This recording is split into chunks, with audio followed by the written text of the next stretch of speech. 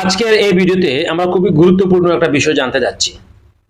সেটা হচ্ছে Facebook Meta business suite বা ফেসবুক ক্রিয়েটর স্টুডিও কি, বা কেন ফ্রিল্যান্সিং করার জন্য আমার এই বিষয়টা জানতে হবে।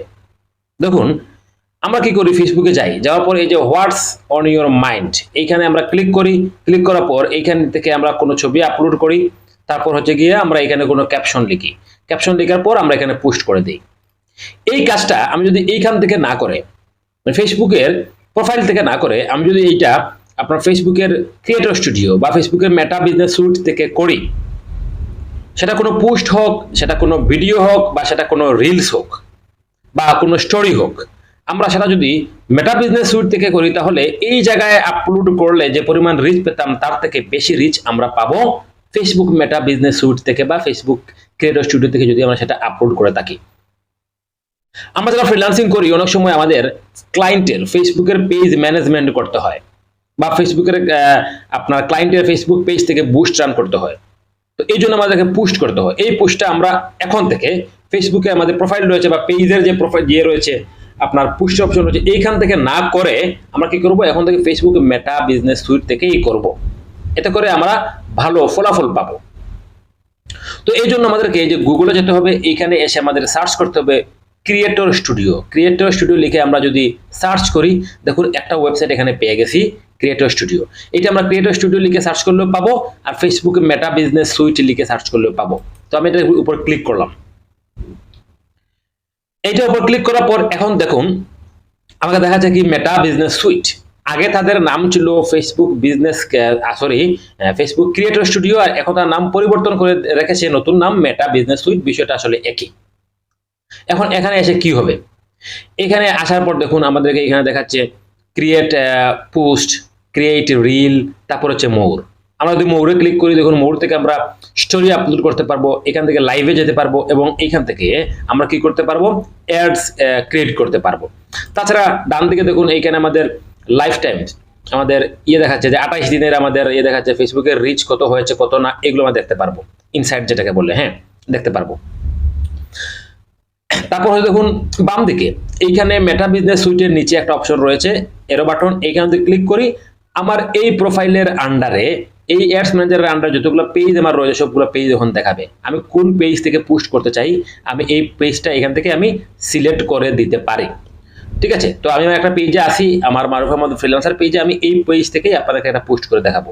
অথবা ধরেন আমি আসলে এই পেজে করতে চাই না, আমি ধরেন আপনার এই পেজ থেকে আমি পোস্টটা করতে চাই। তো আমি যদি এই পেজটা সিলেক্ট করি, দেখুন আমার আমি নতুন একটা পেজে সুইচ করেছি। ঠিক আছে, ওকে। এখন যেটা করবো, আমি কি করতে পারি, এখান থেকে একটা পোস্ট তৈরি করতে পারি। এই ক্রিয়েট এ পোস্ট রয়েছে, ক্রিয়েট পোস্টে আমি যদি ক্লিক করি, এখন দেখুন এই জায়গা থেকে আমি কি করতে পারি, আপনার অ্যাড ফটো, এখান থেকে ফটো দিয়ে কোনো কিছু যদি পোস্ট করতে চাই তাহলে সেটা করতে পারি। এখান থেকে যদি আমরা ভিডিও পোস্ট করতে চাই তাহলে ভিডিও আমরা এখান থেকে পোস্ট করতে পারি। তো আমি যেটা করব, আপনার একটা ফটো আপলোড করব।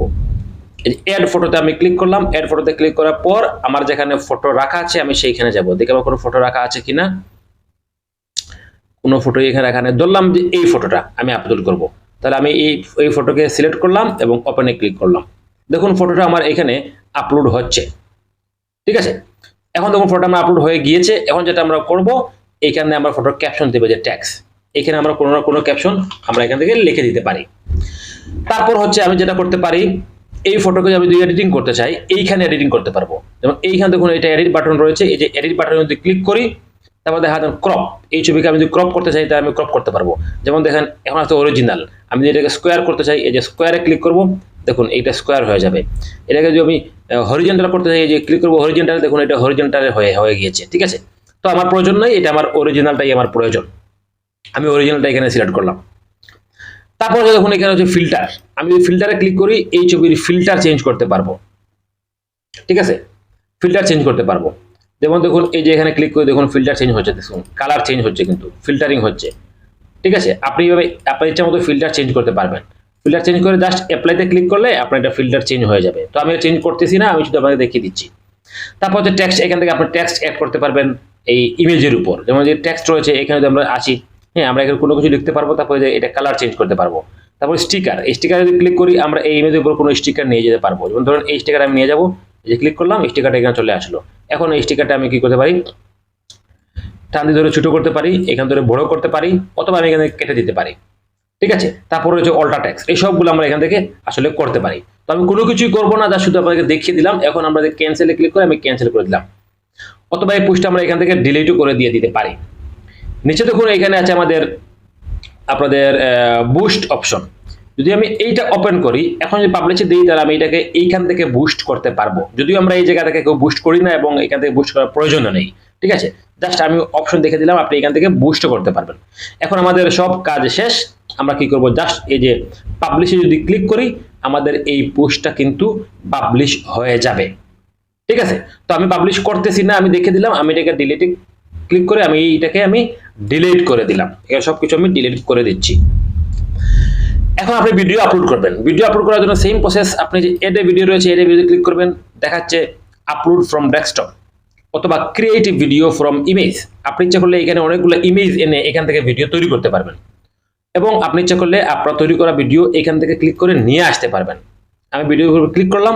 এখন যে জায়গায় আমার ভিডিও রাখা আছে আমার কম্পিউটারে, আমি সেই জায়গায় যাব। ধরেন আমি এই ভিডিওটা আপলোড করব, আমি এই ভিডিওর উপর ক্লিক করলাম, করার পরে এই যে ওপেনে ক্লিক করব, আমার ভিডিওটা এখানে আপলোড হয়ে যাবে। ঠিক আছে, এখন দেখুন ভিডিওটা আপলোড হচ্ছে। এখন এইখানে আছে আমার ল্যাঙ্গুয়েজেস, এই ল্যাঙ্গুয়েজেসে আমি ক্লিক করব, করার পর ভিডিওটা কোন ভাষার মানুষ আমার ভিডিও দেখবে, কোন ল্যাঙ্গুয়েজের মানুষ আমার ভিডিও আমি সিলেক্ট করতে পারি। যেমন আমাদের ল্যাঙ্গুয়েজ হচ্ছে বাংলা, আমার নিচে গিয়ে যে এখানে রয়েছে বাংলা, এটা সিলেক্ট করে দিয়ে দিব। ঠিক আছে, তারপর ইচ্ছে করে আমি এখানে ডিলিট করে দিতে পারি। এখন দেখুন এই ভিডিওটা আমার আপলোড হচ্ছে, 12% আপলোড হয়েছে ইতিমধ্যে। এখন যেটা হচ্ছে, আমি এই যে ভিডিও টাইটেল, এখানে আমি ভিডিও একটা টাইটেল দিতে পারি। হ্যাঁ, আমি কোনো কিছু দিচ্ছি না, সময় নষ্ট করতেছি না। তারপর হচ্ছে এখানে আমরা একটা ডেসক্রিপশন লিখতে পারি, ভিডিও ডেসক্রিপশন লেখার পর এখন যেটা হচ্ছে দেখুন থাম্বনেইল, এইখান থেকে আমরা ভিডিওর একটা থাম্বনেইলও দিতে পারি। যেমন আপনার কাছে যদি কোনো থাম্বনেইল তৈরি করা থাকে, তাহলে আপনি কি করবেন, এই যে আপলোড থাম্বনেইল এখানে ক্লিক করবেন। আর আপনি যদি চান যে এই ভিডিওর মধ্যে থেকে একটা থাম্বনেইল আপনি চুজ করে নেবেন, এই যে চুজ ফ্রেম রয়েছে, এই চুজ ফ্রেমে আপনি ক্লিক করতে পারবেন, করে এখান থেকে একটা ভিডিও ফ্রেম আপনি নিতে পারবেন। ভিডিও আপনাকে দেখাবে এবং কোন জায়গাটা আপনি থাম্বনেইল হিসেবে ইউজ করতে চান, আপনি সেইটাকে চুজ করতে পারবেন।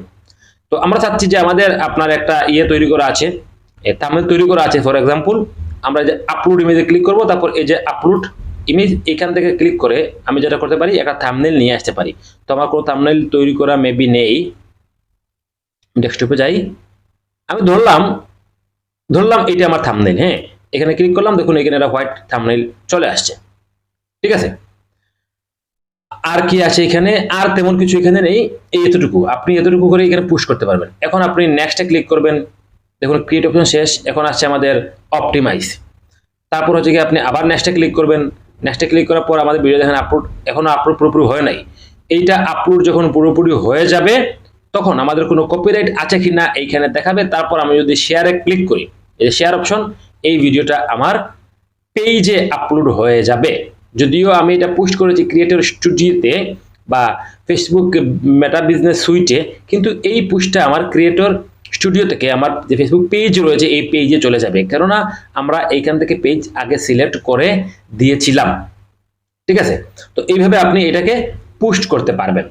ওকে, তাছাড়া বাম দিকে দেখুন আরো কিছু অপশন আছে, যেমন এখানে আছে আপনাদের হোম, তারপর নোটিফিকেশন। নোটিফিকেশন খুবই সাধারণ বিষয়, আমরা ফেসবুকে যে নোটিফিকেশন পাই, বিভিন্ন তথ্য পাই, এভাবে পাবেন। প্ল্যানার আছে, কন্টেন্ট আছে, এখানে ক্লিক করলে আপনি আপনার সব কন্টেন্ট দেখতে পারবেন। আমি এই পেজে লিভ নিয়ে নিচ্ছি। এই যে আমাদের এই পেজে কি কি কন্টেন্ট আছে, আপনি সবগুলা কন্টেন্ট দেখতে পারবেন, মানে কি কি পোস্ট আপনি করেছিলেন, আপনি এখানে সবগুলা পোস্ট দেখতে পারবেন। তাছাড়া হচ্ছে গিয়ে ইনসাইট আছে, আপনি ইনসাইটে ক্লিক করেন। ইনসাইটে ক্লিক করার পর দেখুন আমরা এই পেজের সমস্ত ইনসাইট দেখতে পারবো। এই যে আমাদের কোন দিন কি পরিমাণ রিচ হয়েছিল, কতগুলো লাইক আছে, কতগুলো ফলোয়ার আছে, কত তারিখে কি পরিমাণ রিচ হয়েছিল, এই ইনসাইটগুলো আমরা এখানে দেখতে পারবো। তারপর হচ্ছে ইনবক্স, এখান থেকে আমরা ইনবক্স চেক করতে পারি, এবং রয়েছে মনিটাইজেশন। মনিটাইজেশন যদি ক্লিক করি, আমরা দেখতে পারবো যে আমাদের এই পেজটা মনিটাইজেশন হবে কি না, বা মনিটাইজেশন সম্পর্কে যাবতীয় তথ্য আমরা দেখতে পারবো। যেমন দেখুন এখানে আমাকে দেখাচ্ছে উইথ মনিটাইজেশন ইস্যু, মানে আমার এই পেজ মনিটাইজেশন হবে না, কারণ এই পেজে একটা ইস্যু রয়েছে। ঠিক আছে, একটা ইস্যু রয়েছে, এই ইস্যুর জন্য মনিটাইজেশন হবে না। বা এইখানে আছে দেখুন আপনার পলিসি ইস্যু, আপনি যদি পলিসি ইস্যুতে যান, তাহলে দেখবেন কি ইস্যু রয়েছে। দেখুন এখানে দেখাচ্ছে মনিটাইজেশন ইস্যু, এই নিচে লিখে দিয়েছি আমার কি ইস্যু রয়েছে। ঠিক আছে, মনিটাইজেশন টুলসে যদি যান তাহলে দেখতে পারবেন আমাদের মনিটাইজেশন আছে কিনা। দেখুন এখানে দেখাচ্ছে আমাদের কোনো মনিটাইজেশনই নেই। পে আউট সেটিং থেকে আপনি পে আউট সিলেক্ট করতে পারবেন, মানে আপনার পেজ যদি মনিটাইজেশন করা থাকে তাহলে আপনি কিভাবে আপনার পেমেন্ট নিয়ে আসবেন, এই পেমেন্ট মেথডগুলো আপনি এখান থেকে সেট করতে পারবেন। যদিও আমাদের আজকের বিষয়টা এটা না, এই বিষয়ে আমরা ডিটেলস আলোচনা করব না। তো আমরা আবার ক্লিক করি মনিটাইজেশনে, ক্লিক করার পর নিচে যাবেন। দেখুন এখানে দেখাচ্ছে যে একটা ফেসবুক পেজ মনিটাইজেশন হওয়ার জন্য কি কি প্রয়োজন। আমাদের 5000 ফলোয়ারের প্রয়োজন, তারপর 6000 টোটাল মিনিট ওয়াচ টাইমের প্রয়োজন, আপনার 60 দিনের মধ্যে, এবং 5টা অ্যাক্টিভ ভিডিও দেখা প্রয়োজন। যদি এই রিকোয়ারমেন্ট আমরা ফিল আপ করতে পারি তাহলে আমাদের এই পেজটা মনিটাইজেশন হয়ে যাবে। তারপর এখানে অ্যাডস রয়েছে, অল টুলস রয়েছে, সেটিং রয়েছে, তো অনেকগুলা বিষয় রয়েছে। আপনারা একটু নিচ থেকে এইগুলা ঘাটাঘাটি করে দেখে নেবেন। তো সবচেয়ে বেশি ইম্পর্টেন্ট যে বিষয়টা সেটা আমি দেখে দিয়েছি, সেটা হচ্ছে গিয়ে পোস্ট করা। আমরা অবশ্যই এখন থেকে আমাদের নিজেদের পেজে পোস্ট করি, আর ক্লায়েন্টের জন্য কোনো পোস্ট করি আমরা অবশ্যই ফেসবুক মেটা বিজনেস সুইট থেকেই করব। এতে আমরা ভালো ফলাফল পাবো, ভালো এঙ্গেজমেন্ট পাবো, ভালো রিচ পাবো। তো আজকের এই ছোট টিউটোরিয়ালটি এই পর্যন্ত। আসসালামু আলাইকুম।